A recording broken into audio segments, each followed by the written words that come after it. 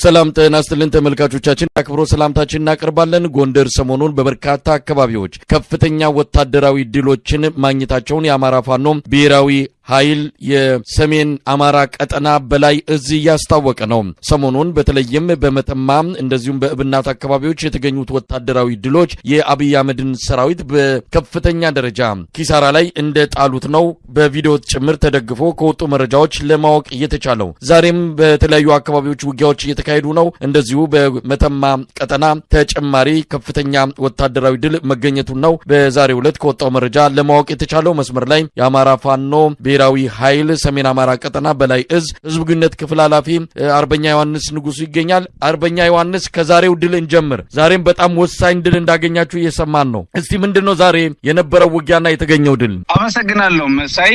ዛሬው ዕለት እጅግ አመርቂና እጅግ አስደሳች የሆነ ከፍተኛ ድል ነው መጎናጸፍ የቻልነው። በተለይም የአማራ ፋኖ ብሔራዊ ኃይል የሰሜን አማራ ቀጠና የበላይ ዘለቀ እዝ ስር የአራተኛ ክፍለ ጦር አካል የጎቤ ክፍለ ጦር 4 ብርጌዶች የተሳተፉበት አውደ ውጊያ በጠረፋማው ቀጠና ላይ ተካሂዷል። ይህ ጠረፋማ ቀጠና ደግሞ እንደሚታወቀው ኢትዮ ሱዳን አዋሳኝ ደለሎ ቁጥር 1 እንዲሁም ሆርመርና አካባቢው የተደረጉ ተከታታይ ቀናት ያወሰዱ አውደ ውጊያዎች በዛሬው ዕለት ውጤቶች ተመዘግበዋል። በዚህ መሰረት የደጃዝማች ኮር የጎቤ ክፍለ ጦር ማለት ነው 4 ብርጌዶች ከሆርመር ደለሎ ቁጥር 1 የሚባል ቦታ ላይ አዋሳኝ ቦታ ላይ ሱር ኮንስትራክሽን የድንጋይ መፍጫ አድርጎት የነበረ ክሬሸር የሚተሳኝ ቦታ ላይ በተገኘ ድል 10 ተሽከርካሪዎችን ጭኖ ይንቀሳቀስ የነበረ የጠላት ኃይል ላይ ጥቃት በማድረስ ሙሉ በሙሉ 10 ተሽከርካሪ መማረክና የጫናቸውን ሎጂስቲክ ማረክ የተቻለ ሲሆን እንዲሁም 1 ሞርተር እስከ 6 ቅንቡላው ተማርኳል። እንዲሁም 1 ዲሽቃ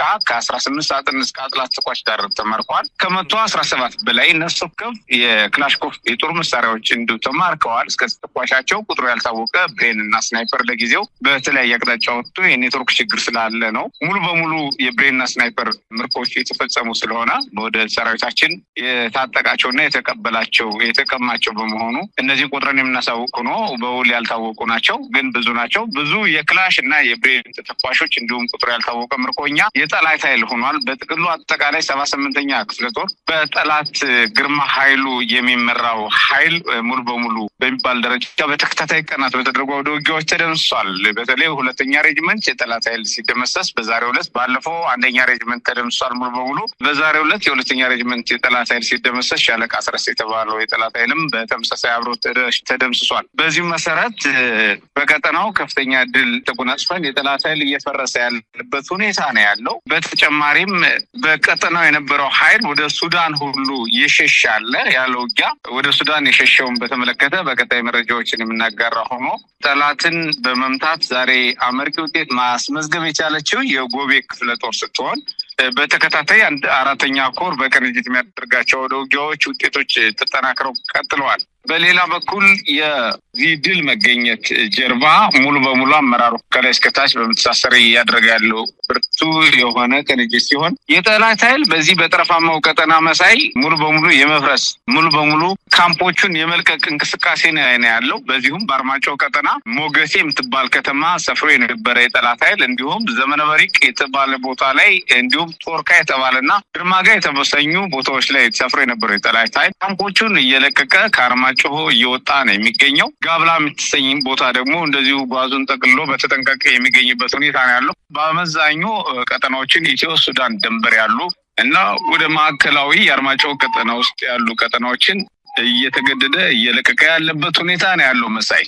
አርበኛ ዮሐንስ አሁን ዛሬ በተገኙ ድሎች በርካታ ተሽከርካሪዎችን ከጥቅም ውጭ ማድረጋችሁን መማረካችሁን ነው እንደየገለጻችሁ የምትገኙት። ሰራዊቱ እየፈረሰ ነው የሚልም ነገር አንስታል። እንደው ይሄ እንዴት ሊገለጽ ይችላል? ድንበር አካባቢ አገዛዙ መጠነ ሰፊ ኃይሉን ያከማቸበት እንደሆነ ይታወቃል። ምናልባትም የድንበር አካባቢ ከመሆኑ ጋር ተያይዞ ያንን ቦታ ከእጁ ካጣ ወይም ደግሞ መቆጣጠር የማይችል ከሆነ ከፍተኛ የሉና አደጋ እንደሚመጣበት ያውቀዋልና እየፈረሰ ነው ሲባል ወይም ደግሞ ከፍተኛ መዳከም ውስጥ ነው የሚገኘው የሚለው አገላለጽ እንዴት ነው በእናንተ በኩል እንደው ሊቀርብ የሚችለው? ምናልባት ሰራዊቱ በተወሰነ ደረጃ ከደረሰበት ጉዳት አገግሞ አካባቢውን ለመቆጣጠር የሚያስችል እንቅስቃሴም እያደረገ ነው። አሁን የምንሰማው ዝግይቶ የምንሰማቸው መረጃዎች ተመልሶ ወደ እናንተ ጥቃት ለመሰንዘር እንደሚመጣ ነው። እስቲ እንደው ከዚህ አንጻር ምን ማለት ይቻላል? ያንን አካባቢ ማጣት ለአብይ አህመድ አገዛዝ ከፍተኛ ኪሳራ ነው። አካባቢውን የሚያጣው በፍላጎት አይደለም፣ የሚኖርበትም በፍላጎት አይደለም፣ የሚያጣውም በፍላጎት አይደለም፣ ተገዶ ነው። ይህም ወታደራዊ ማስገደጃ አማራጮች ናቸው። በተከታታይ ክፍለ ጦሮች እየተደመሰሱበት ስላለ ትጥቆች እያስረከበ ነው። ቅድም እንዳልኩ እጅግ ቁጥሩ የበዛ መሳሪያ ያለምንም ጠብታ ሙሉ በሙሉ እየተማረከ እያስረከበ ነው። ሞርተሮችን፣ ድሽቃዎችን ጨምሮ እጅግ በርካታ የአይኮም ሬዲዮዎች፣ የመገናኛ ወታደራዊ ሬዲዮዎችን ጨምሮ እያስረከበ ነው። አለኝ የሚለውን ትጥቁን እያስረከበ ስለሆነ ይህን ለመታደግ ሲል ከመማረክ ወይም ደግሞ ሙሉ ከመደምሰስ ለመዳን ሲል ተገዶ የሚያደርገው አማራጭ እንጂ ፈልጎ አይደለም። በእኛ በኩል የመግደያ ቀጠና ነው። ቢገባ የመግደል ቀጠና ውስጥ እየገባ አብዛኛው ኃይሉ የምንፈልገው የመግደያ መሬት ውስጥ እየገባ እንዲደመሰስ ፍላጎታችን ስለሆነ በማንኛውም በፈልገው ቀጠና ውስጥ እየገባ እንዲደመሰስ ማንኛውም ወታደራዊ ዝግጅት አድርገን እንጠብቀዋለን እንጂ ምርጫ የለውም። ሆኖም ግን ሊመርጠው የሚችለው ተገዶ የሚመርጠው ምርጫ ግን